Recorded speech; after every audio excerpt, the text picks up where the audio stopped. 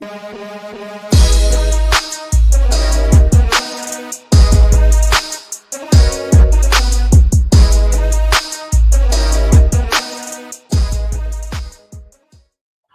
up, everyone? Welcome to Level 7. It is time for another episode of the Agents of Fandom podcast. I'm your host, TJ Zwarych, and it's a very special episode because I'm here with my current co-host and best buddy, as well as my former co-host and best buddy. First up, we got Damon Gray, as per usual, here on a Tuesday night, joining us to talk some Daredevil Born Again. How you doing, Damon? Good evening, my Muse fanatics, my musers, I'll think of something for all you Muse heads out there. Good evening. And joining us as well after a long period away, he said, I after breaking down Secret Invasion, I just can't do it. I can't take podcasting after Secret Invasion. It has broken me. And a year plus, however long it's been later, he's back. Adam Blevins, senior they said writer scrolls in the show, and he shall return.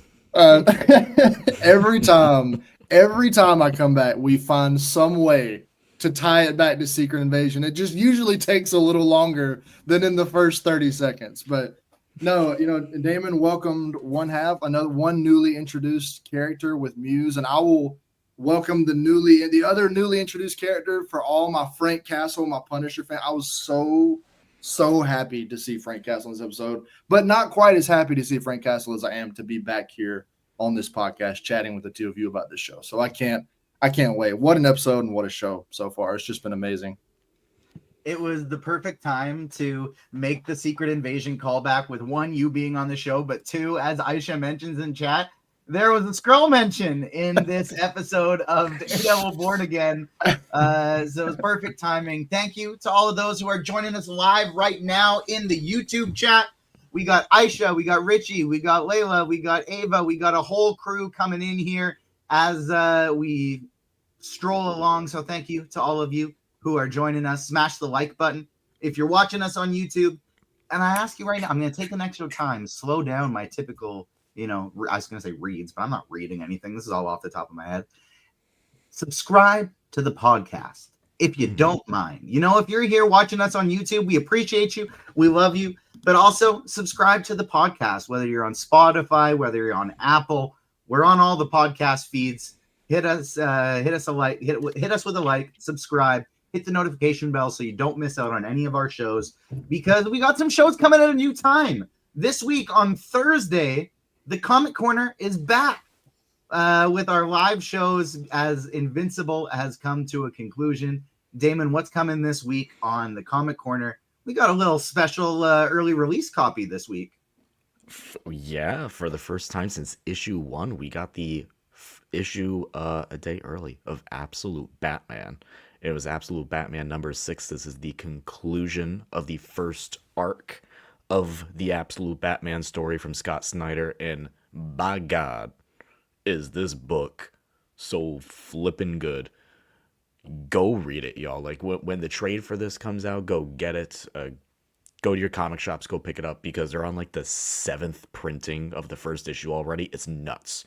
This is the number 1 book right now being sold worldwide. It's crazy, and it's so good. If you like your traditional comic book characters like Batman, Superman, or whatever, you just want a little bit of a twist, and this twist is very twisty. Go check these out, because these absolute stories, these ultimate stories as well from the Marvel side, have been, as we say in the business, peak comics. And in addition to Comic Corner coming on Thursday, this Friday we will be breaking down the season 2 finale of Severance, an incredible season of television, and myself, Rachel Leishman, and Faye's hero co-host Jamie Durack will be breaking that one down this Friday, 2 p.m. Pacific, 5 p.m. Eastern, live, and then, of course, on the podcast feed as well. And then next week, it's not 1, but 2 episodes of Daredevil Born Again dropping on Tuesday night. So because it's going to be so late, it's going to be past Damon's bedtime, we're going to go live on Wednesday instead of late on Thursday night to break down the 2 episodes.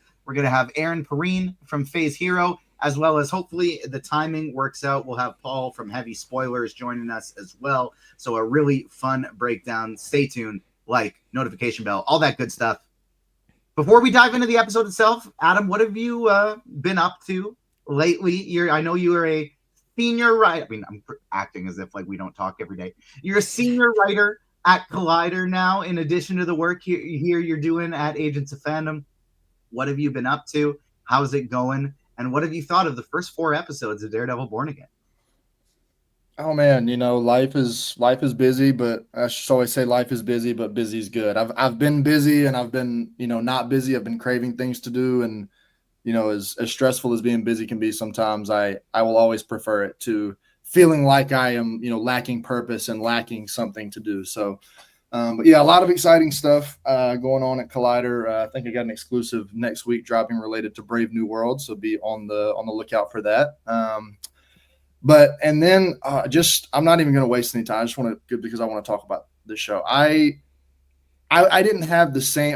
I would say coming into this, I didn't have quite the same level of attachment to like Daredevil specifically. Like my introduction to this came like 2 or 3 years ago when I finally just watched the show for the first time altogether, and I really liked it. Like I was like, this is a great show, but I didn't watch it when it was coming out and kind of develop that core attachment that so many other people have to it. I did, however, watch The Punisher when it came out. Like I watched both seasons of The Punisher when it was airing. Now I think 5, 6, 7 years ago, however long it's been since everything shut down on Netflix over there. So I was just so happy when this show, at first when it got announced, but especially about 2 years ago now, maybe not even a little longer, that it got that kind of hard reboot when they finally just came out and were like, look, we were kind of heading in the wrong direction with this. We didn't know what we were doing. We're going to kind of take this back to having its own identity, to an identity similar to like what the Netflix show had. And it feels like we kind of we not only have that, but it's really just this whole from like what I've watched between because I've seen some Luke Cage, Daredevil, and The Punisher and all these like it just seems like we're operating still in that same universe. It's not like a lot of people were concerned heading in like, oh, this is going to have its own, this is going to be a Disney-fied thing, like the same kind of comments that we got heading into Deadpool and Wolverine, all that kind of stuff. But it doesn't feel like that at all. Like I would even argue this has been so far like the most violent thing Marvel has ever done. And I know we're going to get into any more like even more violent stuff with Muse. Like I feel like we haven't even seen anything, but this has been great so far. I'll admit the biggest, and TJ, I remember texting you about this like on the night the first 2 episodes premiered. My biggest kind of question mark or concern was like when we were watching that first fight scene. I know everybody likes to roll their eyes when you talk about like visual effects and CGI, but it looked a little rubbery, and I was concerned because I was like, not because I just want to complain about the CGI, but because the fight scenes in Daredevil are so crucial to like the story. It's not just like some other shows and movies where like they have to throw in an action scene once every hour in a movie or like once at the end of every episode just to kind of get like, no, the fight scenes in this show are so crucial to like the structure of the narrative. So especially at the end of episode 2, which has probably been my favorite fight scene so far. Like when he's about to get into that big brawl with the police officers and he says that thing and he's like, you don't want to do this. And I know like I'm far from the first person to say this, but it really felt like he was more talking to himself than he was talking to the other officers. And we kind of see him at the end of this episode dip all the way, back into that, going downstairs and looking at the old helmets and everything. But that was my biggest complaint. Like I was worried that some of the fight scenes were going to take me out of it. And then we have since kind of course corrected away from that. And we really haven't even had that many fight scenes. And I haven't felt like the show was lacking for it. Like last episode, we pretty much just got this really gritty courtroom drama and they knocked it out of the park. And then this episode, we kind of get to see Matt go full detective mode, like just operating like he's Batman, hunting searching a crime scene and hunting for it was awesome. So just to show what small concern I had like in the first 30 minutes has just been completely washed away with what they've done because it's just been awesome so far. Damon, I asked this in the YouTube chat. I put up a poll and I want people to let us know in comments. Let us know whether, even if you're not watching us live, let us know in the comments below. Are you enjoying Daredevil Born Again as much as the original? I dropped it in a poll in comments. We got 93% saying they're enjoying it just as much as the original. Damon, what do you think? Is this up to snuff with the original so far? Yeah, I think it's also hard to compare at the same time because that original show was a binge model, right? And I love a weekly model, but at the same time, that show benefited a bit from being a binge model because it was able to have like those slower episodes. And then you just be like, all right, let's just go into the next one. And when you go into the next one, you're constantly craving that dopamine rush of an action sequence when some episodes didn't offer that. And again, I love these weekly releases because it allows us to have these conversations, to theorize, to really reflect on the individual moments per episode. So, yeah, I'd say I'm enjoying it just as much, just differently. I think that's a really good point. And before we start diving into full spoilers for the episode, we got Adam's thoughts. Damon, I want your thoughts as well. What did you think about episode 4, spoiler free in general? This is a classic example of the first episode of a new arc, right? The last episode, it concluded that first arc of that story. You're all in on it. And now this is setting up little inklings going forward because after the tragic death of Hector, where do we go from there? We know that we have Muse coming into play. We knew that Punisher was coming into play. And we kind of essentially know where things are going to be heading with Kingpin. But how are we going to get there? So, yes, this was a slower episode. But that's fine because it's the first episode of a new arc. You need to set things up. You can't just go running in headfirst into a wall. So I thought it was good. I thought it was good. This is nowhere. I would not say this is like a better episode than last episode. It's hard to compare those two. I enjoyed the previous one more than this, but this was still a very good episode and had some amazing moments. One of the benefits of parenting a 1-year-old is we have to have our eyes on her, but you can do something else kind of in the background most of the time. And we're still at a point where we can watch whatever we want on TV and we don't have to worry about her like absorbing any of it yet. And so because of that, we've just been having TV on all the time, just like grinding our way through shows. We're already on season 2 of Reacher. We started it 3 days ago.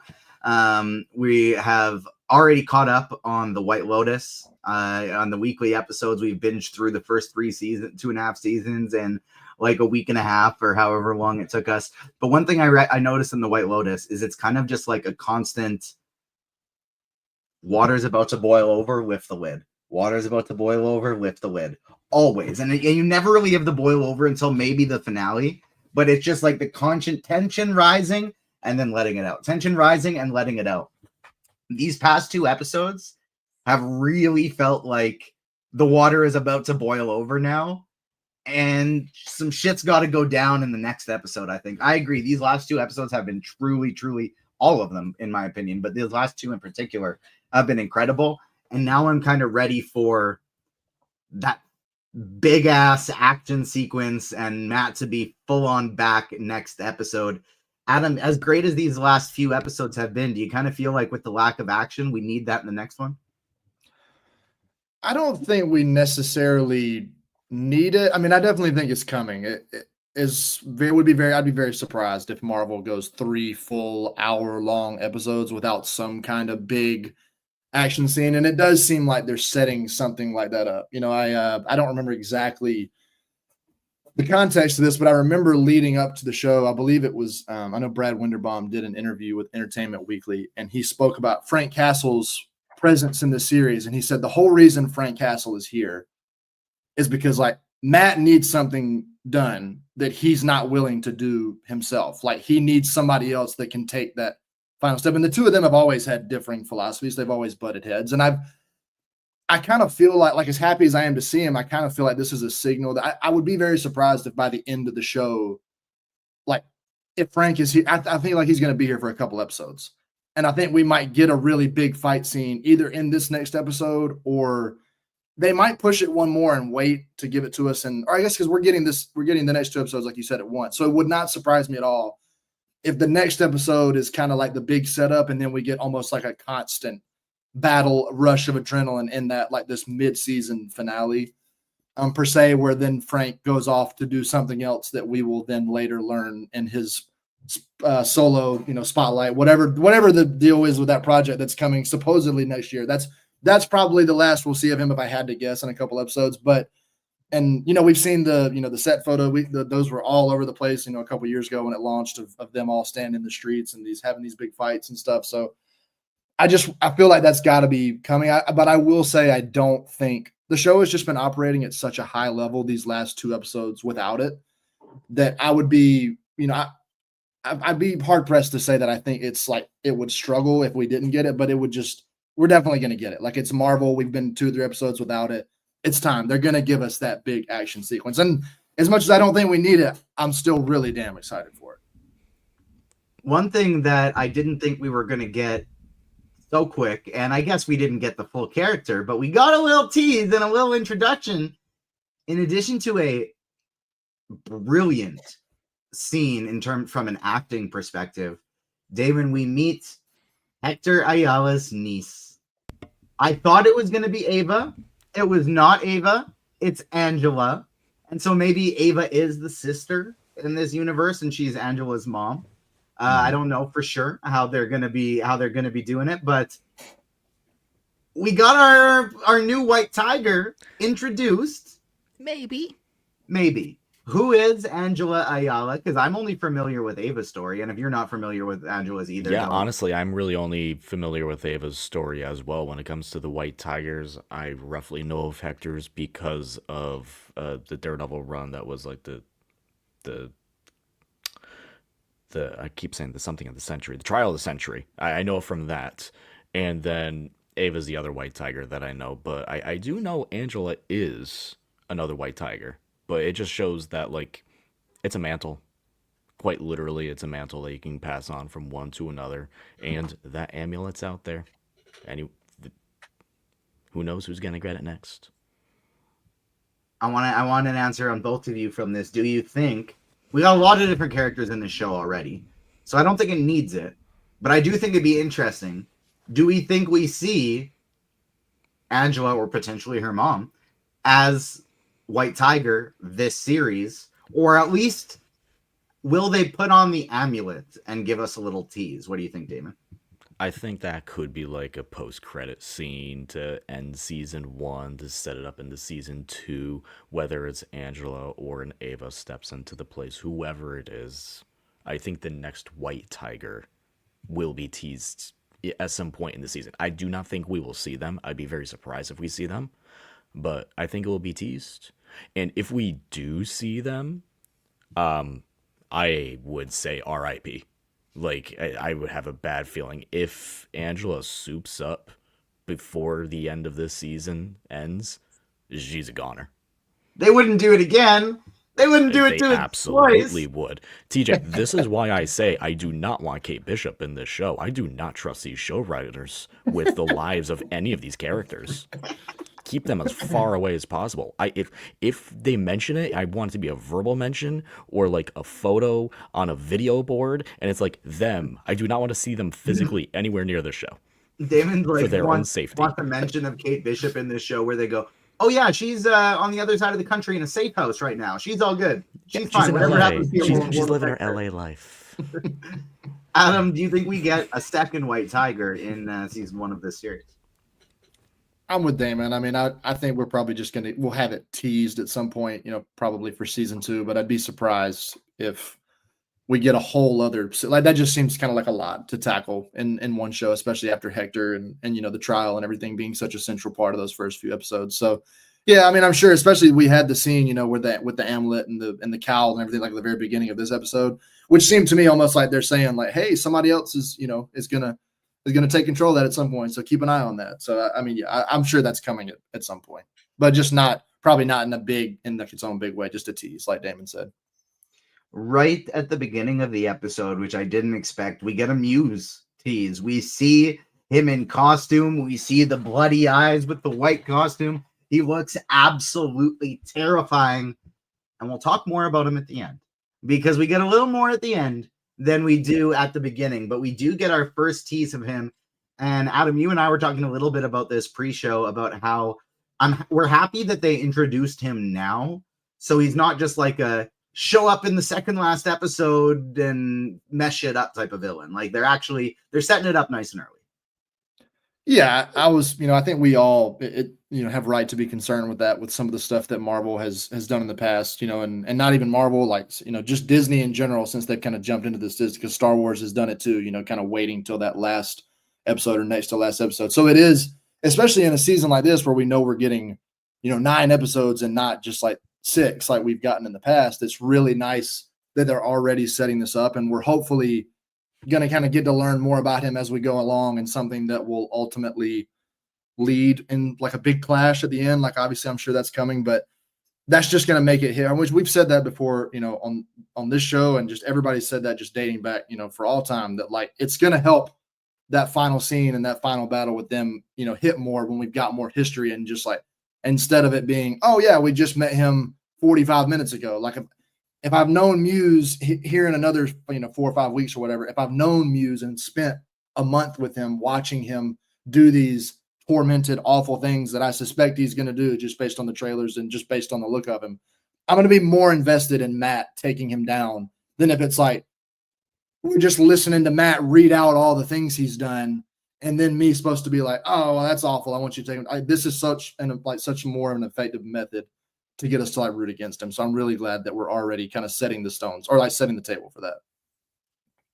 Richard is asking this in chat right now. Anybody else convinced that Hunter Doohan from Wednesday is Muse? Damon and I talked about it already. Damon is convinced he already is. Adding to the investigation, Aisha says that Hunter is listed in today's credits for the. Is that the dude who went to the therapist and was like, Yeah. "Oh, okay, that's absolutely him. It's absolutely." Give me a creepy skinny guy who you're like, yeah, there's some weird vibe about you, my dude. Yeah, there was a time. I mean, we're gonna bring up the Vanessa Adam thing, but there was a time when they were sitting down and Vanessa's like, "Oh, Adam, he's a great painter," and I'm like, "Is he gonna be Muse?" Nope. Oh. Just yeah, nope. Just like Obviously when, no. just like when Leroy asked if there was a scroll involved, and straight up said no. No. That's how I felt about that. The one, and for what it's worth, I agree that he is Muse. The one kind of devil's advocate, Daredevil's advocate, if you will, is that Muse was always a part of the series, and Hunter Doohan was a later addition to the series. And so maybe that was something they just worked in, changed things up after the fact. And for what it's worth, I do think that is what happened. I think he is Muse as well. But one part of this episode that I was kind of surprised by at the beginning was me sitting there thinking, like, damn, are BB and Daniel actually just like friends? Like, he thinks they're friends, but are they actual friends like this? Like, they're out there clubbing, they're having fun. Like, this felt like a real friendship. And shout out our girl BB, because it just seems like she's a damn good actor, because she was playing him. She got her piece. They've kind of towed the line of like BB Urich could be on the side of Daniel and Fisk throughout this if they play their cards right. And I've just been very hopeful that either one, she's going to find out about her uncle, or two, she already knows about her uncle and she's trying to take Fisk down.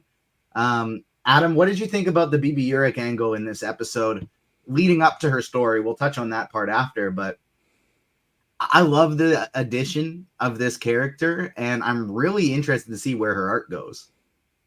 Yeah, but I want to shout out Ryan too, who just showed up in the chat, because he has an awesome piece up on Collider about the BB, the Urich report, whatever. Forgive me, I can't remember exactly what it's called, but just where they get the BB report. That's right. Okay, where they show just like these just little 30-second blips of the people on the. Ryan wrote a whole amazing article about how that is like just the best addition to the show, like getting to shine the light on the and it's such a small, simple thing, but it's so refreshing to get to see just like the other. It kind of reminds you that this is like that there are other, like, it helps keep this series grounded, which, like, obviously this is still like a really street level series, but to just hear some random dude on the street be like, fuck Wilson Fisk, like, he's an ass. I'm like, hell yeah, I love that, because there's definitely people out there that are like that, and there's going to be people out there, like I think we saw 1 or 2 episodes ago, who are like, yeah, I think you can get stuff done. Like, there's like as many people as in New York, there's obviously going to be so many people that are on either side. So I love that they're kind of shining the light on that. And I was, you know me, I've said it on this show many times. I'm the worst at picking up on stuff. Like, and I kind of was watching them hang out, and I was kind of just like, oh wow, yeah, that's an interest. Like, I kind of wasn't, expecting them to just kind of be kicking it in the club like that. And then later I was like, oh, she got his ass. Like, hell yeah. Like, it was good to see her get a win. But I will say, I think I side more with you on what you said about, I'd be surprised if she doesn't, even if she isn't like, doesn't have it confirmed, she surely has to be very skeptical or like suspicious that, Fisk killed her uncle. So like, I feel like there's no way she's, at least, even if she does, like I said, even if she doesn't have the confirmation, there's no way this is all just like, because I don't think if that connection's not going to be there at some point, I don't think like that reporter is probably not named BB Urich. She's probably just named something else. Like if they weren't going to like pull on that thread, and maybe not, maybe that's just like a little Easter egg for fans of the Netflix series that like they'll never, bother time. But it was really good to see that. And I would be very surprised if in the future that's not connected in some way, because I feel like she has to have, as good of a journalist as she's proven to be through these first 4 episodes, she has to have some clue of what really happened. Damon, what do you think? I absolutely love those BB reports, as Ryan put in that great article on Collider. New York City is a character, and that's what we love about like the movie like Batman or the Penguin, the show, right? Like Gotham is a character, and in order to make New York a character other than just the visual aesthetics, you need to get down and dirty with New Yorkers, get to know what they're feeling. And I think the first episode or two, when I started watching, I was like, whoa, this is different. This is like I don't know how I feel about this. The more I see them, the more I love it, because it's also one of those comic booky things that they've done in a Marvel Studios show. And you see this in comics a lot, where it's like you see the little snippets of news bulletins going all around the country of like an anchor saying a story and then another anchor kind of like giving a different opinion of it. I love that. And it just makes it feel so alive and fleshed out. And it's only like 20 seconds at most. Like, it's so quick. You get so much for so little time, and that's what's the great thing about it. So, do I think that BB Urich knows about her uncle? Possibly. I'd be interested. Like, I think at some point she's gonna find out. I think that's an obvious. Whether she knows now or not is like more up in the question. There's a part of me that wants her to know, and also I'm 50-50 on it. Like, I feel like her revelation of that, if she finds out, would be like a big like brain blowing type of moment for her, and I would love to see that. But it'd also be a great twist if she already knew. Very good point. Have that kind of be like a reveal that pops out throughout the series. I do have to pivot a little bit because chat's going crazy. And one of the things chat's going crazy out, most people with social media, and especially if they're a Daredevil fan, have seen the infamous Chip Zdarsky tweet. Matt, some random person going about their day reading a Daredevil comic, they say, hey, Matt Murdock cries during sex. And Chip interjects. He says, sorry, he cries before sex. He cries after sex, but never during sex. During sex, he has a fucking job to do. And that's, of course, as Chip Zdarsky was writing his very famous Daredevil run. And the chat is unhinged right now. They're talking about, we got some Matt titties in this episode. We get shirtless Matt Murdock throughout. We get implied sex. But we don't get to see Matt doing the dirty. We get Matt's implied sluttiness throughout this series so far. But much like the lack of action, there has been a serious lack of Matt Murdock's sluttiness. Am I wrong, Damon? I mean, what do we want? Like full Eternals scene on a weird? We want better than here? Nobody wants another Eternal sex scene. Nobody wants that. Do you remember the original series with Daredevil and Elektra? With Luke and Misty, with Luke and Jessica, with Luke and anyone? I remember Luke with and Matt Jessica. and anyone? Really? They know their way around the bedroom, and I don't think we've seen it yet. And I think much like the action sequence, it's coming. Adam, am I crazy here? Oh my god. No, You it's, I did mean, not. and shout out to the chat too, because there is a shower scene in a couple of the trailers. We're getting some, Matt Murdock fucks, and we're gonna see it in this show. It's gonna happen at some point. So, and it's gonna be in the shower. Matt Murdock doesn't just fuck. Matt Murdock fucks in the shower. So and we're gonna see it at some point. It's absolutely coming. You don't make the show as like mature as they're making it with some of the violent stuff, and then be like, and then hold back on the sex. There's just no way that they're like, yeah, we'll show Muse just cut some dude's head off and hang it on a meat hook and paint his face with his blood, but no sex. No, they're not doing that. We're gonna see some fucking in this show. Maybe even more than just Matt. Who knows? Maybe we'll get to see some other people fucking. Frank Castle and Karen, after a long time of not seeing each other, we finally get from this moment of them getting together. But we'll get back to Frank in a while. I want to talk about Vanessa and Wilson and their couples therapy with Heather Glenn, Matt's girlfriend. We finally get Vanessa opening up about feeling alone, feeling betrayed, and it is a really, nice, you're rooting for them moment until you remember who the fuck they are, and then it's like, hey, who cares about whether or not their marriage works? But like for a second, she does a very good job of making us feel, bad for her.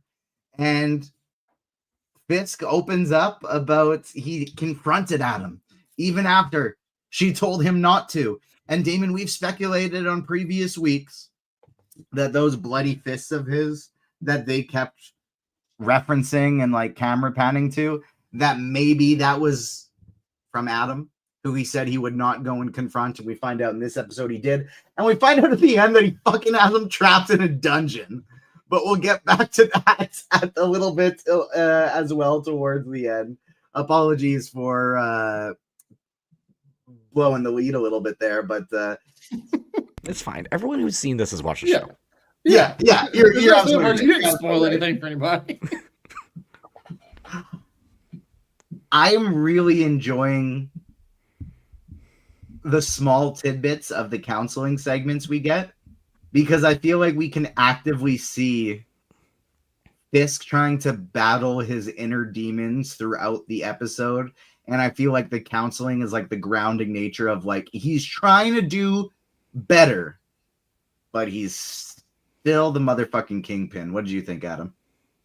Yeah, I mean, and we kind of, in a weird way, we kind of get to see it with the whole, like, the pothole scene in the last episode, because it's just very, I'm jumping the gun, I'm doing this myself, like, and I'm not going to think about anything else, like anything that happens just outside of this tunnel vision that I have. And we've really kind of been seeing it slowly build up. And then in this episode, it's like he is walking a thin tightrope and it just snaps, and he's done now. Like, and I think that's kind of the case for Matt too. And I know we're going to talk about this, in a little bit too, but like Frank kind of does the same thing to Matt that like being like the stress of being mayor and then like these counseling sessions has done.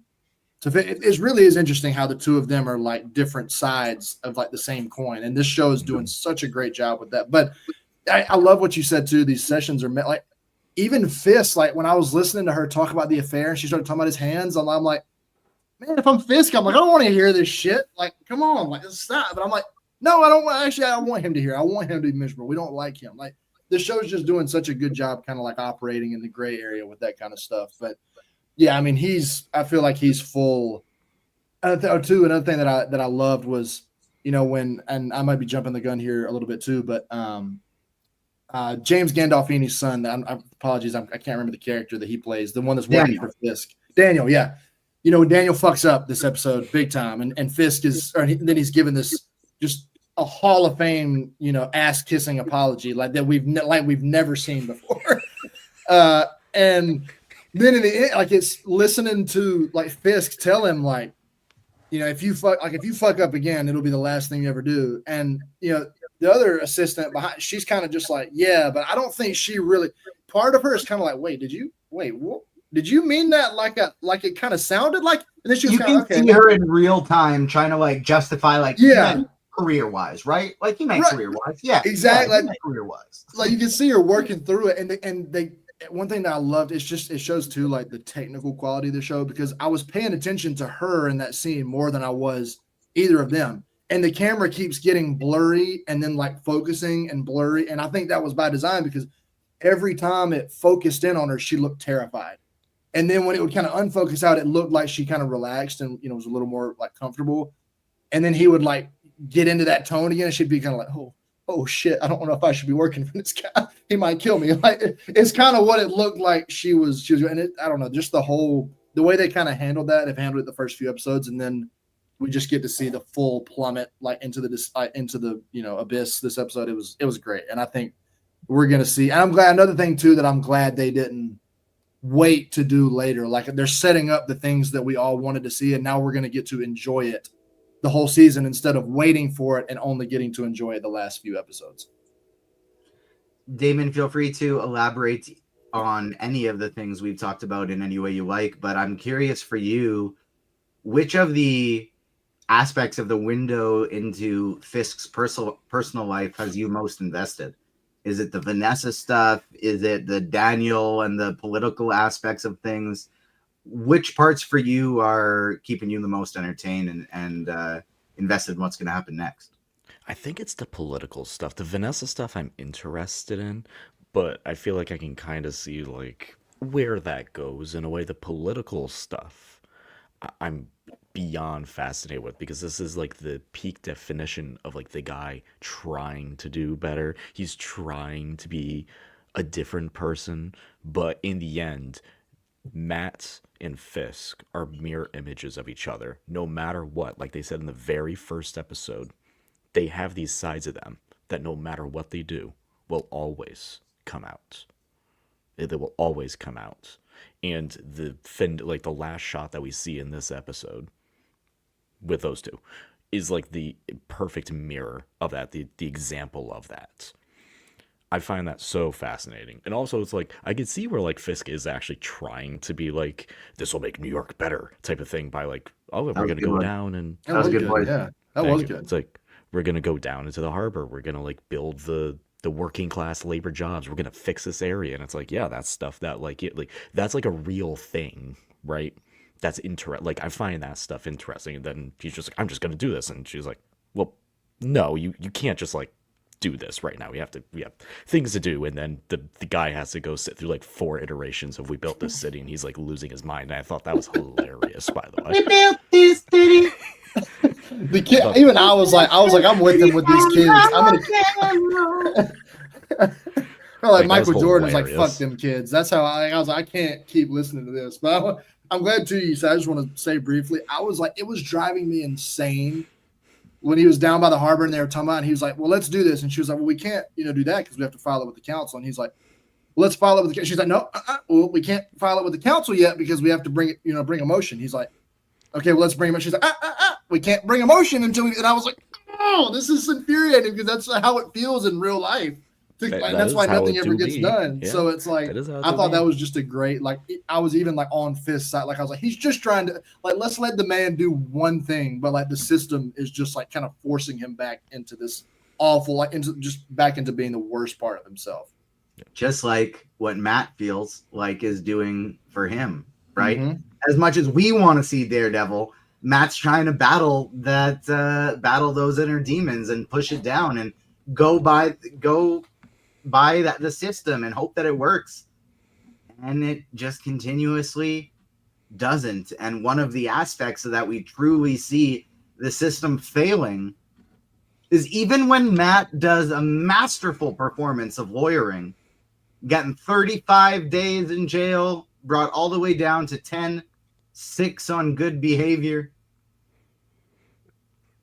I didn't look up the actor in advance. I apologize. I finished the episode like 3 minutes before we hopped on live. But the character, Leroy Bradford, the guy who brought up the Skrulls, I kind of just thought that this was going to be like an unimportant character throughout the episode that I'm going to forget about. And I think in the scheme of the overall plot, it's not a very important character. But my God, the performance for that monologue was incredible. It was hard hitting. And there's nothing you can say other than exactly what Matt did in that scenario. You're right. Damon, what did you think of the scene and the performance? Oh, the performance was phenomenal, and the scene is just great as well. Um, it really hit hard, even down to like the scene where Matt's putting on the good old charm to make sure that we're gonna get him probation. Okay, we're getting him down to 20, down to 15, down to 10. Like even that scene was like in a charming way. You're able to see Charlie be like that side of Matt Murdock, but then you go from that to the reality hitting of Matt thinking he did good, which he did, but it does go to show that even though Matt's doing everything he can as the lawyer that he is to make sure that he's helping the people, it shows that that's not enough. It just shows that it's not enough. And like Leroy said, or like Matt said to Leroy, he's right. I think what's so interesting is you always have these people whenever, there's people getting unjustly punished for a crime. Somebody ends up getting shot by the police. And you'll hear people say all the time, well, they shouldn't have done the crime. They shouldn't have ran away. They shouldn't have talked back. They shouldn't have done this. And you hear Matt making that argument as a lawyer in this conversation. Like, you took the popcorn, dude. Yeah. And ultimately, you committed crime. Yeah, like you committed the crime. Whether, he's telling the truth. I paid for it. I pre-ordered it. And then when I went to pick it up, they weren't going to give it to me. So I took it because I already paid for it. Whether that's true or not, I think it goes beyond well, hey, you did the crime. You got to do the time. What goes beyond all that is this city, this government, this country is more willing to pay 5 times, 10 times the amount, whatever it is, to put me in jail instead of just helping me get back on my feet. And that's the problem, Adam. What did you think of the scene? That what you just said was like my favorite line of his whole monologue is when he said, like, this is a system that will pay 5 times to lock me up, like 5 times more to lock me up than it would to just feed me. Like, you just give the man the meals he needs, it would cost so much less. But I thought too, what was really interesting, like the most interesting choice about this to me was to make the subject of this crime, supposed crime, was like bags of, or like popcorn, whatever it was, because like at first glance you're like, yeah, that's fucking stupid, like, and it's silly. But then as he kind of goes into it, it more like represents just how systemically fucked the whole thing is, that it's like, because this kind of shit like happens. Like, it didn't have to be he stole thousands of dollars, like from how the cops were treating him at the beginning to then them trying to lock him up for like so much more time that was necessary to even like locking him up at all. Like, it just all stemmed. Not only was it like racist, but it was also just it was just like them using this just absolutely stupid thing as like an excuse to be more racist. Like, I kind of chuckled at it initially because like just the idea of it being popcorn, that was like the whole center of this thing. And then like as it goes along, you realize more. You're like, this is really like, it does such a good job to me, like, representing, in my opinion, and obviously I know nothing about, the struggles of marginalized groups and things like that. I'm very fortunate, as I think all 3 of us on this podcast are, white men, to not have had to deal with, so many things that other people have. But it just so perfectly represented, like, this is so stupid. And it, like, that makes it even more frustrating because there's not that there's ever an excuse for it, but it wasn't even like fucking TVs. It wasn't anything. It was fucking popcorn. And they still locked his ass up for it because they're all pieces of shit. Like, as funny as like, if you said, like, just tell somebody out of context, like, yeah, they locked the dude up because of like over popcorn. Like, people would be like, oh, that's fucking weird. But like, if you actually watch, there's so much deeper meaning to it than that, which to me was like the most interesting part of it. And to go along with like that part of the monologue that you said was just like the 5 times more to lock me up as it does to feed me was just like like I was kind of just like, I literally said out loud, I was like, damn, because that's so true and so sad. And it really is just a representation of how fucked everything is and kind of depressing. Agreed. And it's one of the reasons that it's one of the things that makes this show really good is they're diving into topics I didn't really expect them to dive into. And Damon, we've teased this like throughout the season with all the Punisher stuff, and there have been certain comic renditions where Frank essentially says, "Hey, all these cops are taking over my logo. You guys got to stop doing that." There's even panels. more so, panels, yeah, maybe not Yeah. comics, but panels, and even more so in real life, we're seeing that become a thing that's adopted as well as bumper stickers on cars of, combining it with thin blue line propaganda, combining it with just general assholes on the streets. I didn't really think that they would dive into these type of conversations, but it looks like they really full on are. And we'll talk about the Matt and Frank of it all in a second. But what do you think about the storyline that's kind of seems like we're going to be getting for Frank here in the near future? Yeah, that's the one thing I'm really excited about, and I feel like that's going to be addressed more probably in that rumored special that the Punisher will be having. I assume they will not fully deep dive into that, and I assume it'll also be something that'll be affected maybe by Daredevil season 2 with whatever goes on in season 2 as well. But I actually, before all of that, like we mentioned that scene that we just talked about, I feel like that scene and there's some other stuff in here, like the courtroom stuff and the whole White Tiger of it all. That stuff seems like that was pre huge takeover. But when you add on to the Punisher aspect, when you add on to the Foggy and Karen at the beginning, and essentially that whole first episode that was pretty much added to this series, that's when you take a really good thing and you make it even better. So it seemed like before they had something there, but it just needed that extra sauce. And yeah, maybe Frank Castle was that extra sauce here that really kind of like pushes these things more into a better spot. So I'm really excited about the Frank Castle of it all, but I feel like it'll be addressed more later on, not so much this series.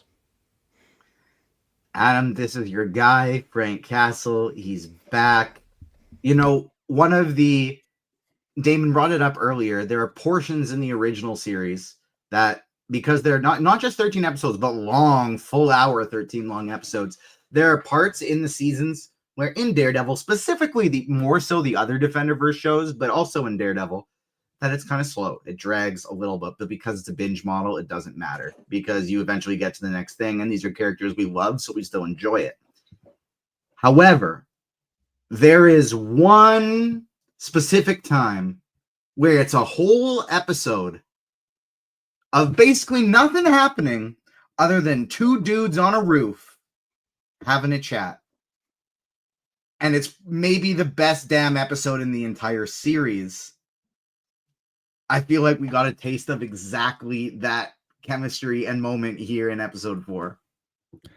I mean, they literally gave us the not 2.0 in the sense that it was better, just like the next rendition of that rooftop scene is exactly what we got in this room. And like we knew it was coming. Like Frank Castle has been in every teaser, every spot. We've seen that room. So like as soon as Matt walks in, it's like, okay, it's time. And what I love so much about this one, like, I mean, John Bernthal is just outstanding. Like I had chills just listening to him because before I said what I was going to say, like so much of what we see Matt do, not only in this show, but we've seen him do it. We saw in the Netflix Daredevil show too, is just psychologically pick people apart. He does it with Elektra. He does it with Foggy. He does it with Karen. He does it with the people he fights against.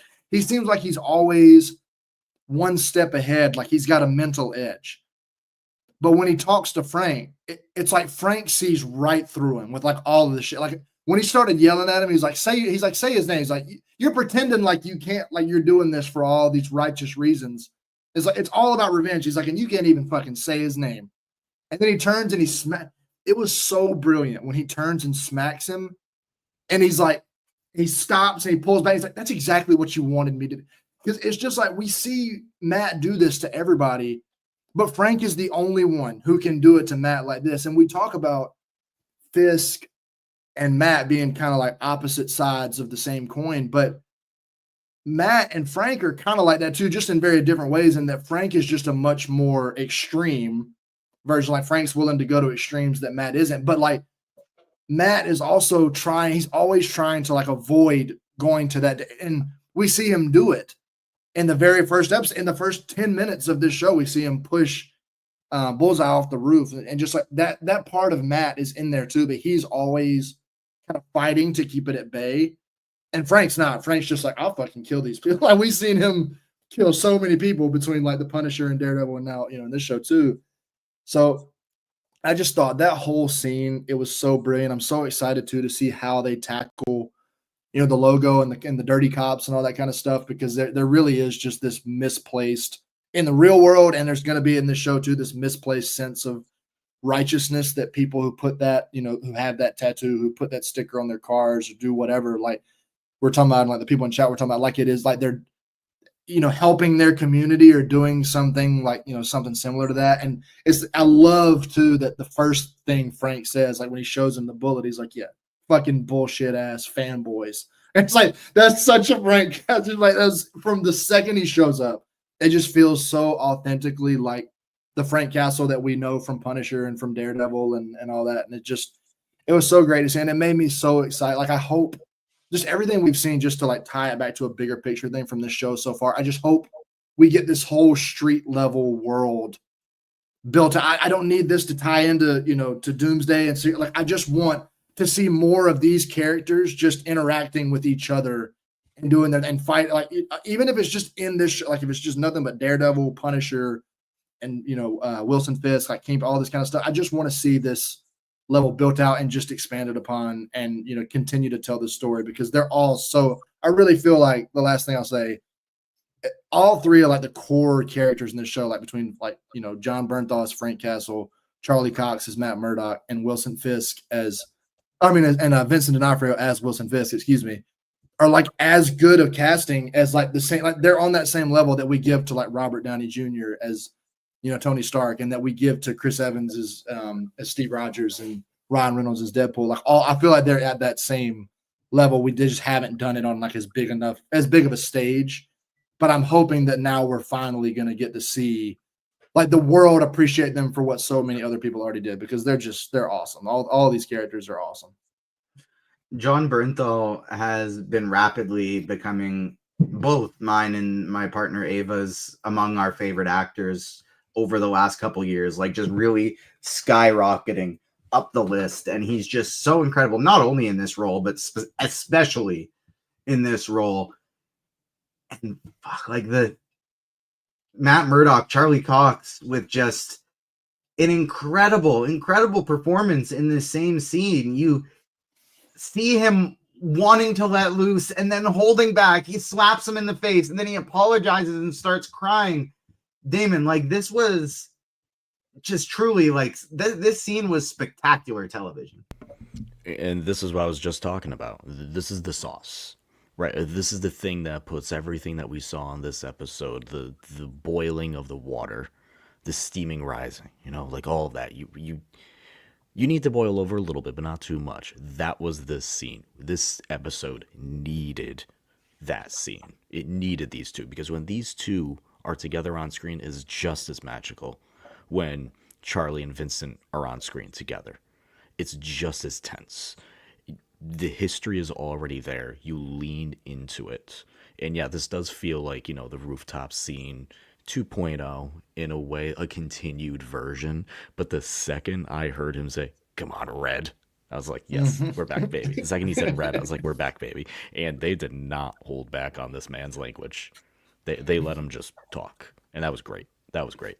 All of it. There are so many parts when I'm watching this. And Adam, you brought up the brilliance of the casting with these characters. And shout out to Chris Chipperson in chat. He says he can't wait to see John Bernthal in The Accountant too. I just watched The Accountant for the first time a couple nights ago and enjoyed it quite a bit. And he was my favorite part of it. But going back to their performances of these characters, not just their individual stuff, but the chemistry is so wildly off the charts. I would even dare to say that the chemistry between John Bernthal and Charlie Cox, Matt Murdock and Frank Castle is even at a higher level than the Kingpin and Daredevil stuff. I think I enjoy the Daredevil Punisher stuff in terms of just seeing them bounce off of each other more than the Kingpin and Daredevil stuff. And what it reminds me of, there's not the same level of love between these two, but there is the same level of, that's a Braden Rebar in chat giving me Marvel Rivals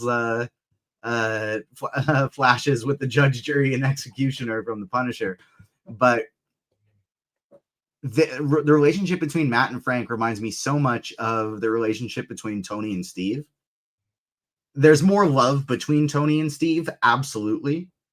But it's the same level of respect where we see Civil War and these guys are fighting and they're at each other's throats because of something that has happened between them and how they've handled the situation. But ultimately, we see Steve leave the phone for him. We see in Endgame, we get the iconic moment where Tony looks at him and says, "Do you trust me?"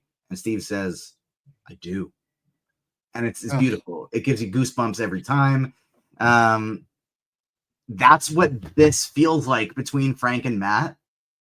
Of like, it's the same type of Frank of when we see him kind of go into dad mode a little bit, where it's like super tough love of like, you want to pull that gun? You want to think that's a good idea? You want to know what it's like when you pull a gun? Like those moments we've seen from the Punisher. That's what he's giving a little bit to Matt here. It's straight up tough love. It's, I see through your bullshit, man. You may not be admitting it to yourself, but like, I'm going to make you admit it to me because you're not going to come in here and just start spewing your bullshit to me. I see through it. And it's just so incredible to see them bouncing off of each other. How much more Daredevil do you think, or sorry, how much more Punisher do you think we're going to get in this series? I know, like, I don't think we're going to get a full-on Matt and Frank team up where they are fighting villains together for a full episode.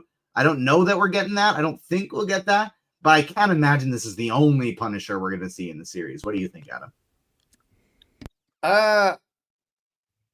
I feel like I can say pretty definitively that, in my opinion, that this is not going to be the only Punisher that we get in this series. I stand firm on what I said earlier, that I think I don't think you introduce the, especially like with, we've seen the tattoos, we've seen the bullet, we saw the guy in the vest.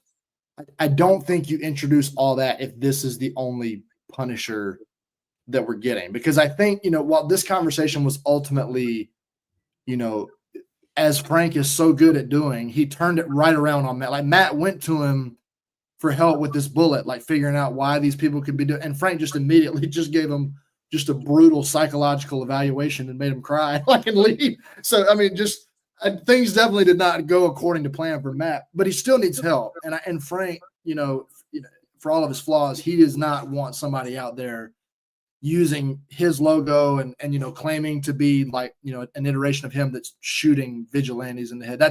I saw some people, I think the lion's share of people, as soon as at the end of last episode, were like, that's not the Punisher. Like, that's obviously not Frank Castle.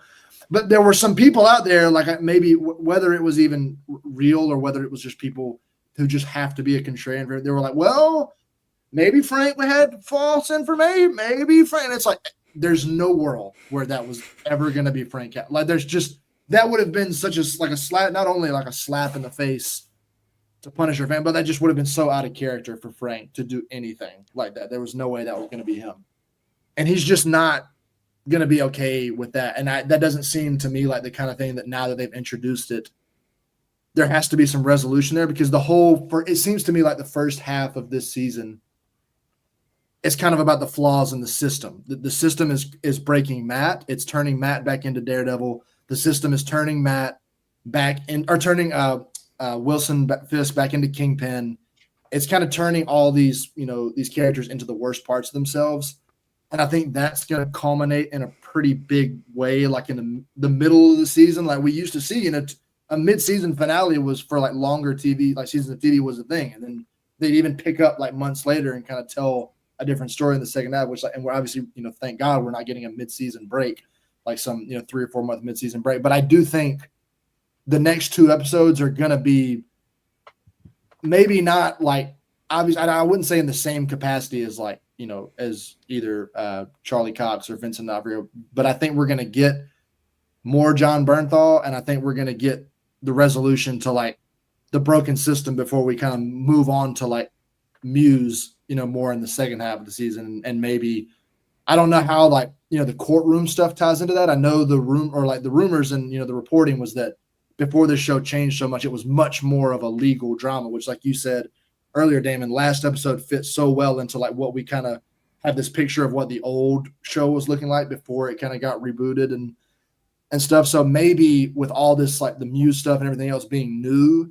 we're going to get less courtroom Matt, like we've gotten so much this last two, and less lawyer Matt and more brutal, arm snapping, blood, gushing like Daredevil in these and I think Frank will probably go on his way and they'll provide some very vague. If I know Marvel, like I think I know Marvel, they're going to send Frank Castle on his way with some kind of tease as to what he's going to be doing in that Punisher special, whether it's just him looking at a screen and seeing some other hero or some villain that's his next target or whatever, or him saying something. That's probably what's going to happen. But I do think I would be stunned if we don't get any more Frank. I think he's going to be a pretty big part of the next 2 episodes. Can I give a quick theory, TJ? Oh, hell yeah. I think he's going to get arrested. Frank or I Matt? think Frank Castle's getting arrested. I think that he's going to do something that will be the true thing that puts this whole anti-vigilante thing over the hill, as Frank would, right? Frank would go a little That is over Frank, the top. yeah. And his worst case scenario is going to happen. His worst case scenario is going to happen, and his logo is essentially going to become the thing that becomes like the face of everything that he hates, which is essentially what Fisk did with the Thunderbolts in the Devil's Reign. He used the Thunderbolts and used them as his vigilante force. There is no vigilantes allowed unless you're a Thunderbolt. So I don't think they're going to go that route because we have the movie. And unless if they match, that's why there's no Avengers. That's why they're calling the Thunderbolts in. If they pulled that off, again, I'll take this hat off and tip it. I don't think that's happening. But yeah, but I do think they're going to go that route where Frank's going to go a little bit over the line and Fisk will say, "See, it's the vigilantes. They go too far," type of thing, and pass his act. I've always kind of thought from the beginning that maybe Frank is the one who pulls the trigger on Muse, because if Muse is going to have these powers of, super strength in addition to being able to disappear from a sensory standpoint and have Matt not be able to locate him at all, I kind of figured it might be Frank that ultimately has to come in and end it. But after we see Matt break down, he goes home to Heather. They have a really nice moment, and it's honestly like nice to see Matt Murdock, despite all the pain he's constantly going through, to have a moment of happiness and just like, because in the original series, like that's to me, it sees an aspect of growth for him, because in the original series we see like when things are going bad, it's affecting him everywhere. He doesn't really have the ability to like compartmentalize and enjoy the moment when the city is being torn down all around him. And in this moment with Heather, and he says it like, I got so used to being in this apartment all alone. Now I can't really imagine it without you. That's sweet, Matt. It's not whole Matt Murdock anymore. It's a nice, settled down partnership, Matt Murdock. Gotta set it up for some sadness, man. Yeah, I was gonna say, but as soon as he said that, I was like, so she's gone. She is gone at some point. I still don't think she's dead. I still do not think that woman is dying. That was someone who haven't joined us in previous episodes. What do you think is going to happen to Heather Glenn? I think she's getting mused. And by that I mean, or blind spotted, I should say. I think she's getting blind spotted, which is in the comics. Matt Murdock, Daredevil, has a sidekick. His name is Blindspot. He's not actually blind. His whole thing is he can turn invisible. He deals with Muse, and Muse literally says, I'm going to deal with you. And by you, I mean, I'm going to put my 2 fingers into your eye. And he made blind spot blind. And that became a whole thing. I think he's going to do that to Heather because I do not see if that kid is Muse, right? If that kid is Muse and he goes to Heather for therapy, I think there's already going to be like some sort of emotional thing there. And I think she may see something essentially that she's not supposed to see yet. And he's won't feel like killing her. He'll be like, you saw something you shouldn't see yet, which is essentially what happened to Blind Spot. And he goes, bump. I mean, as somebody who's not familiar with comics, that's a great theory. I still think she's dead.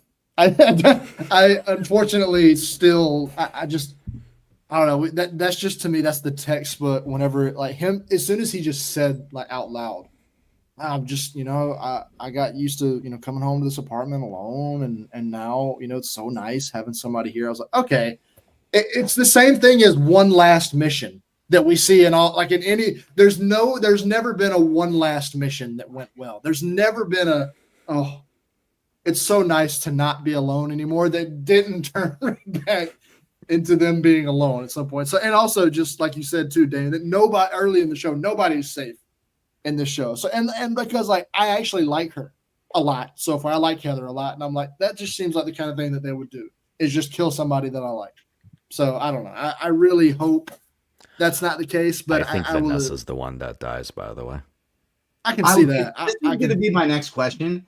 And Brandon says, like, let's not fridge the love interest, which I was also thinking about and agree with. But at the same time, if just everyone's fucking dying in the show, well, then at a certain point, it's like, if it's just everyone, because I think with White Tiger gone, with Foggy gone, the next two that I think are the most potentially likely are either Vanessa or Heather. Cherry.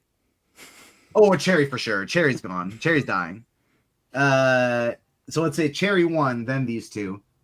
I'm worried. I'm terrified, and because they're bad guys, I don't like. I won't be as sad. Hold on. But I can't. No, let me get this one out first. I can't help think that Muse is gonna paint with Vanessa's blood on the painting that Fisk has in his basement. Nope. I think that's Muse what's isn't gonna kill her.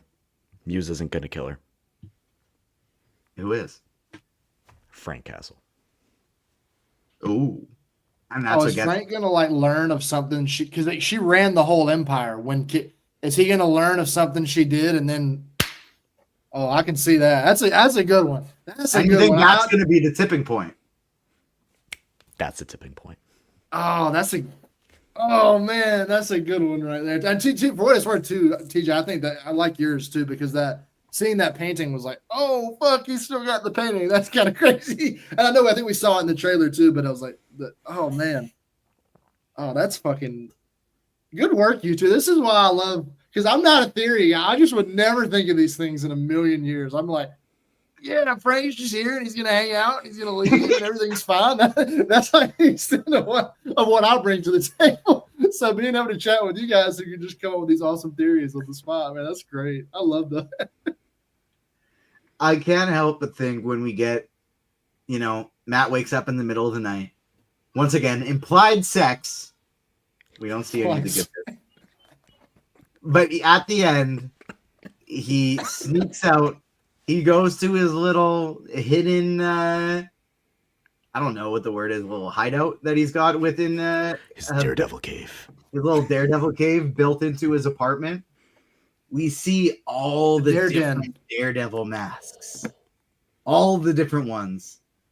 And we get a bit longer of a flash on the black one. This to me tells me we're getting Black Suit Daredevil next.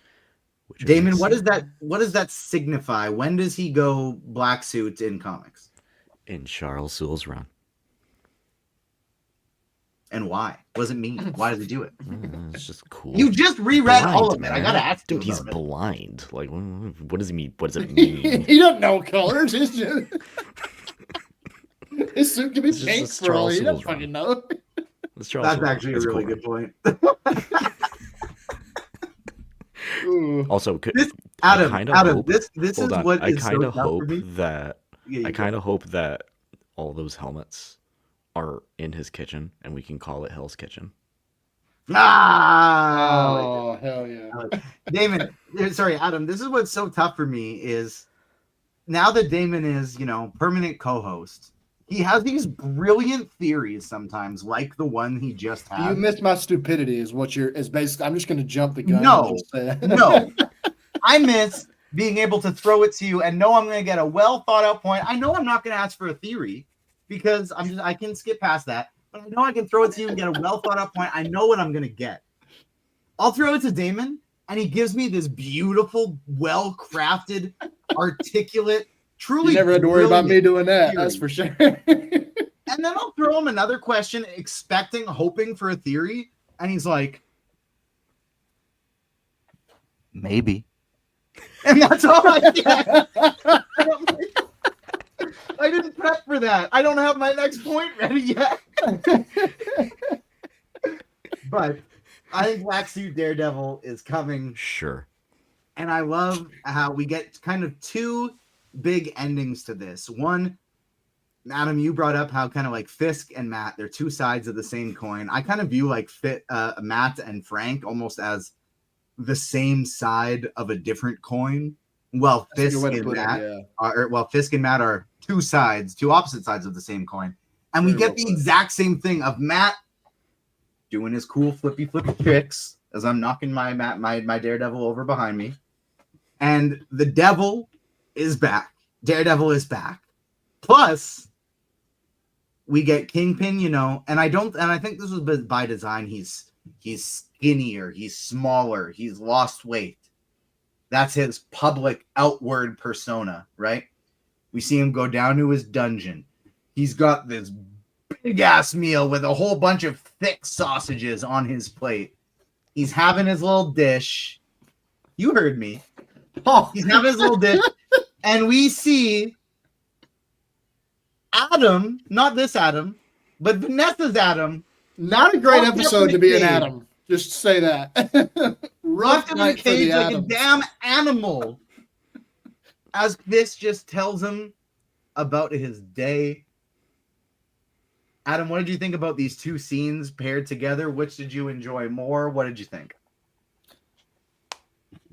Just personally speaking, as an Adam, I didn't love seeing a fellow Adam locked, behind bars for pursuing love.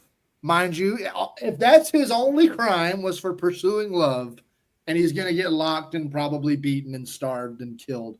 Poor guy. So I didn't love that. I didn't love that. But it was really cool to get to see, him go up on with whatever the batons, the nunchucks, whatever those, those things are, swinging those around. That was cool. I will say I thought when we saw like the masks and stuff, and I hope I'm wrong. I hope I'm wrong about this, but the black suit to me seemed more like a tease for season 2. Like, hey, that could be coming way down the line. Like I could very well be wrong about that. We could. I will say I don't think we're getting that.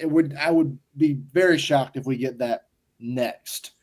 Maybe if anything, I think the earliest we'll get it is because I feel like to Matt, these suits, even though he is blind, so colors, there's probably like a little braille piece on the side that like he can go like, oh, right. That's the color. Right. So assuming, wishfully thinking that these suits do have some different meaning to him. He always looks good. He knows what he's wearing. Oh yeah. Okay. Yeah. I was never advocating or saying that he does not look good, but I'll say I can see this team up that we're going to get, to take down the system, whatever, for lack of a better term, in these next couple of episodes that we're going to get next week. The red suit, and then we've also seen it. We've seen in the trailers him fighting Muse in a red suit too, but we know how easily they can digitally alter those. That's not a hard thing to do at all. So if we're going to get the black suit, which does seem just in general, whether it's Spider-Man or whether even, Invincible, the showrunners for Invincible said that that dark blue suit for Mark represented the same thing that the symbiote suit did for Peter. I just feel like in general, darker suits represent the darker side of someone. It seems like if there's anyone who's going to get that out of him, it's going to be Muse probably doing something awful to someone that he cares about, like Heather, just to further play into that theory, like you had, Damon. So I can see maybe going from like red suit in these next couple episodes to slowly transitioning to because another thing Marvel loves to do is give us a new suit for the final couple episodes. So I can see them, and they're already giving us. Like we've already gotten like a good, a great red suit, and I think we're going to get another one in the next couple episodes. But I can see them giving us a little bit of a switch. They're gonna pan the camera on him with the music, and he's going to just stand there like this for about 5 seconds, and then they're going to start kicking ass. That's coming. So, but Funko Pop, baby. That's right. Black suit Daredevil Funko Pop for Daredevil Born Again is just waiting. It's just like at the gates, just bulging, just waiting to come out. But I think that's if it. My guess would be season 2, but I could also potentially see it even being at the very end of season 1. Got to shout out Brandon Moore in the chat for unsurprisingly just perfectly articulating what I was trying to say previously about Fisk. And he says, button up Fisk, eating boring egg white omelets, but unhinged, barely keeping it together, eating rich pasta with giant sausages is a pretty cool way to show his mental state through food. And I think we just see those two sides of him juxtaposed with those meals, juxtaposed in him in the dungeon versus him in the light. And I think that's really cool the way that they've done that. Damon, what did you think about these two scenes where we fully see Wilson Fisk once again becoming Kingpin and Matt Murdock once again becoming Daredevil? Yeah, like I mentioned this earlier, this is a beautiful mirroring back and forth of these two individuals doing everything they can to keep this part of them inside, deep down, pushed down. But it's always going to come back up. It's always there. They can't fight it. In the end, they both have to accept who they are. Very well said. And while I thought that would be the end of the episode, we get the true Muse tease at the end of this. Damon, you're a horror fan, both viewing and reading. This is a scary-ass character. You've been excited to talk about him all show. We finally get our Muse tease here at the end. My Vincent Van Gogh, come to me. Ugh, I am so excited for more Muse. Even if we don't get like a whole lot and maybe there's more coming up, this character, I can already tell they're going to do this guy justice, visually at least. This is not something that you can go in and be like, Cherry's like, oh yeah, I saw it, man. Ooh, man, you do not want to see what's going on there. And it's just a verbal thing. This is not a verbal thing. Guys, in the comics, they show this stuff. Creepy, brutal, body horror. This is not going to be for the faint of heart. This is Art the Clown level chaos. It's gross. It's disgusting. Oh, it's fascinating. I need coming fresh off a season of Reacher where I saw a dude crucified, fully naked, castrated with just his dead man dick hanging out. I'm ready for anything that Muse can throw at me. Not me literally. I hate pain. I will fold immediately. Don't tell me any secret that you don't want tortured out of me. I'm great at keeping secrets unless someone starts torturing me. I will tell you whatever you need to know immediately. How you say that like you've had that? How often have you had secrets tortured out of you? You said that like you're like, I'm great at keeping secrets until they get tortured out of. Is that something that happens to you on a regular basis? I'm very fearful of torture. And I've realized that I will just fold at any opportunity to do anything I can to get out of said torture. I'd probably be the same way. I can't say I've put much thought into that, but I think if somebody started doing some shit, I'd be like, look, it's like in Deadpool 2 when Cable Grant, he's like, I stubbed my toe and I'm out for the day. He's like, I'll tell you everything you want to know. He's like, just don't even buy. Like, that's exactly how I would be. Like, I'd just be like, I don't think I can handle this. Can I just go into some of the things that Muse has done? Please essentially, do. Just so people can mentally prepare themselves. The very first introduction to Muse is in painting, a gorgeous painting that is just made out of nothing but blood, and it is not just blood of a single individual, it's blood made of like 113 individuals, and they found out all those people are still alive, just barely still alive in his little Muse cave.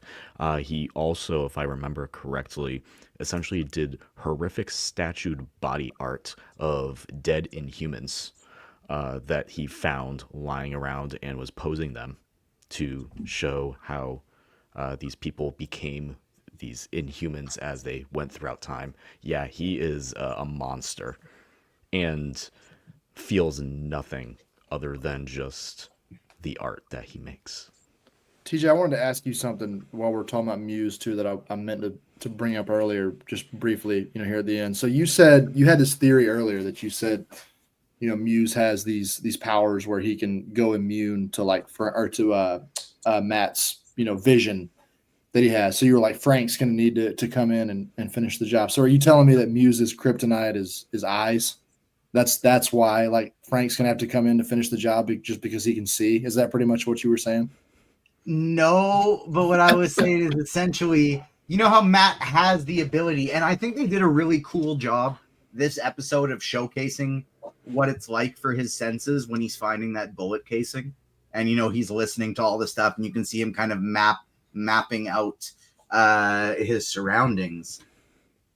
He just can't do that with Muse because it's essentially like a black hole, and so it's not that it's eyes. It's just my understanding, and Damon would have a better understanding of this. Yeah, Muse uses a lot of flashbangs too to essentially make it so that's how he's able to like kind of.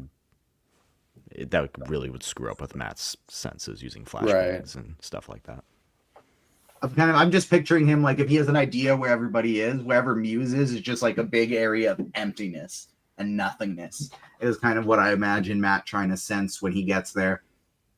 That'll do it for episode 4. Like I said, we will be back episode 5 next week, not on Tuesday night, but on Wednesday with heavy spoilers, as well as Aaron Perrine from Phase Hero. We'll be back on Friday talking the Severance season finale with myself, Rachel Leishman, and again, another Phase Hero co-host, Jamie Jirac.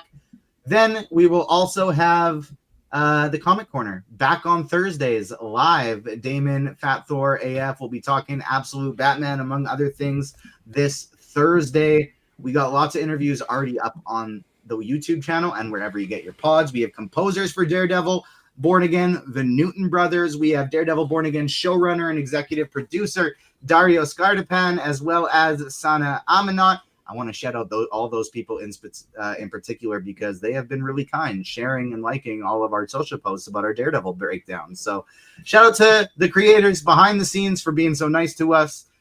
We also have interviews with Captain America Brave New World director Julius Ona, Invincible creator and showrunner Simon Rasiopa, and Robert Kirkman, all up on the YouTube channel. We got lots more fun stuff coming as well. Got some interviews lined up for Andor, which we will be covering weekly. We'll be covering The Last of Us weekly. Lots and lots of fun stuff coming. Adam, final thoughts on Daredevil episode 4, and if you want any theories or predictions for the rest of the series. Okay, so I'll go ahead and I'll sit that out, but I'll just say the show's been awesome so far. As somebody who, like I said at the beginning, at the top, I don't think I had that nearly the same level of attachment. With the exception of Frank, I don't think I had the same level of attachment to Charlie Cox and as Daredevil and Vincent D'Onofrio's Kingpin. But I'm still. I told you before, one of the first things I said before we went on the air is that I think if this show continues its trajectory, I think it has a chance to be like the best Marvel Disney Plus show. It's on track to be that good. Now it's still a long way to go. We're not even at the halfway point yet. So, but my hopes are high right now. I couldn't be happier through the first 4 or 5 episodes, and I just can't wait to see where they take this. This feels like the kind of thing that I think the last thing I'll say is so much, of what we've gotten, not necessarily just from the MCU the last few years. I won't say that it's necessarily been disconnected, but it does seem like a lot with the output model that they had. They were kind of just really churning things out as hard as they could. And this feels like the kind of product that they pumped the brakes on, that they slowed down, that they treated with care. This show just feels let everybody from the people that are starring in it to the people that are working on it, like everybody involved cares about these characters. They care about this story. They want to do it justice. It doesn't feel like the kind of thing that's a victim of like corporate, Disney overlord saying you need to do this and this. This is just like a beautiful show that's being handled incredible from the ground up. And I hope it keeps that same feeling, because I was so locked in watching the show, just like all these episodes so far, but especially tonight. Like I was just so focused and locked in, and that's just what I miss so much about the MCU. And this is giving that to me for the first time in a while. I mean, obviously, you love Deadpool and Wolverine and stuff, but I just hope we keep this up, because this is just so much of what I think the best parts of the MCU can be that we haven't really seen in a while. Damon, final thoughts on the episode and any theories going forward? Oh man, you want more theories out of me? More! Oh, Always God. more! Okay. Jessica Jones turns up and the whole series becomes about her. Just kidding. I mean, I'd like that, but If She-Hulk doesn't show up at least in season 2, I'm going to be so pissed. I don't think she will. I'm sorry. I wouldn't hold your breath waiting for, and I love She-Hulk, but I wouldn't hold your breath on that one. Only case I would ever say that is if they actually go the Matt kills a man, goes into court, he needs a lawyer, she shows up for a 2-minute bit in Jen Walters form. I'm okay with it just being Jen Walters. I just need the two of them to have another little scene, get back together, be like, hey, remember what happened? And they'll be like, yeah, we remember what happened. And then the whole audience goes, ah! And then that's all I need. That's all I need right there.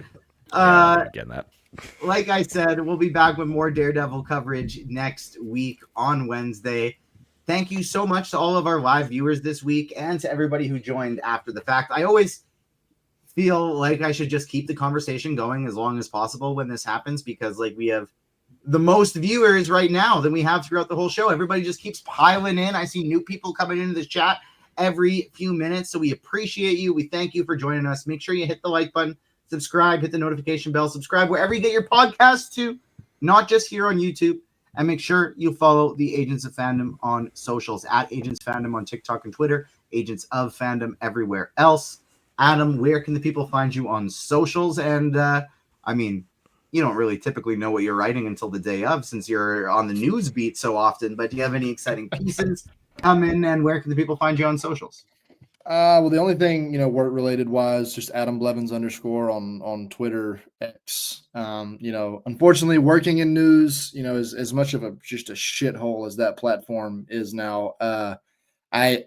It's still the most reliable source for like movie and entertainment, news. So I will always be there unless it crumbles. And then over at Collider, it's always tough to tell. But for those of you that are interested in like whether it's box office stuff, whether it's streaming stuff, or really just big casting, interviews, breakouts, especially since I got to be a senior writer at the end of last year, I get the chance to do a lot more like breakouts, about interview people like other people on the team, such as Maggie, Perry, Steve, that are doing awesome interviews. I get to write up a lot of their really great quotes from people. I just had one drop the other day that circulated a little bit about Paul Rudd's involvement in the upcoming Doomsday and Secret Wars, about him basically just saying, the Russos have my number. And then when they asked him if he was traveling, you traveling to London anytime soon? He was like, everybody's going to London in this business. You know what I mean? So Paul Rudd, played a little coy, but getting to do a lot of stuff like that's fun. So, and, every single day it's all dropping over at Collider. But yeah, just over at Collider, Adam Blevins, and then Adam Blevins _ on Twitter. That's where you can find me. And thank you guys, so much for having me on. This was just such a blast. My heart